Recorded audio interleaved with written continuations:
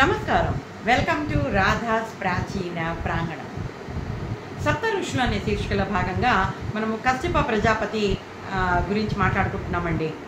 అయితే ఈయన భార్యలైనటువంటి వినత కద్రువుల కథ మనం ఇప్పుడు చెప్పుకుంటాం. ఒకరోజు వినత కద్రువ ఇద్దరు కూడా సాయంత్రం పూట సముద్ర తీరానికి వ్యాహ్యలకి వెళ్తారనమాట. అయితే అక్కడ వాళ్ళకి తెల్ల పాలనురగ లాంటి ఒక గుర్రం కనపడుతుంది. దాన్ని ఉచ్ఛ్రేష్టం అంటారనమాట. ఆ అశ్వాన్ని చూసిన తర్వాత ఎంత బాగుంది కదా అని వినత అంటుంది.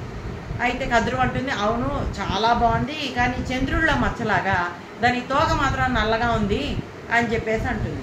వినత ఆశ్చర్యపోతుంది, అదేంటి గుర్రం మొత్తం తెల్లగానే ఉంది కదా, అట్లా నల్లగా ఉందంటుంది ఏంటి అని అర్థం కాదనమాట. ఈ కద్రు అంటుంది, లేదు లేదు నల్లగానే ఉంది, కావాలంటే మనము పందెం కడదాం అంటుంది. ఇదంతా ఏంటి, ఊరికే ఎలా అయినా సరే వినతని మోసం చేద్దాము అని అభిప్రాయంతో అయ్యేసరికి ఇంకా ఈ వినత అంటుంది, అయితే దగ్గరికి వెళ్ళి చూద్దామంటుంది. పందెం అంటే పందెం అనుకుంటారు. ఏంటి 500 సంవత్సరాలు ఎవరైతే ఓడిపోతారో దాసిత్వం చేయాలి అని చెప్పేసి పందెం అనమాట. సరే అయితే మనం దగ్గరికి వెళ్ళి చూద్దాము అని ఈ వినత అంటుంది. అనేసరికి ఇప్పుడు సాయంత్రం అయిపోయింది, రేపు వచ్చి చూద్దాము ఇదే సమయానికి అని చెప్పేసి అంటే సరే అని వినత ఒప్పుకుంటుంది. ఇద్దరు ఇంటికి వెళ్ళిపోతారు. ఇంటికి వెళ్ళిపోయాక ఈ కద్రువ తన పిల్లలందరినీ పిలిచి, ఆ పిల్లలు ఎవరనుకుంటున్నారు, ఆ గుడ్లలోంచి పగిలి వచ్చిన దీర్ఘదేహులు ఎవరనుకుంటున్నారు, తేజోవంతులు దీర్ఘదేహులు ఇంకెవరు, పాములండి, సర్పజాతి ఆ విధంగా ఆవిర్భవించింది.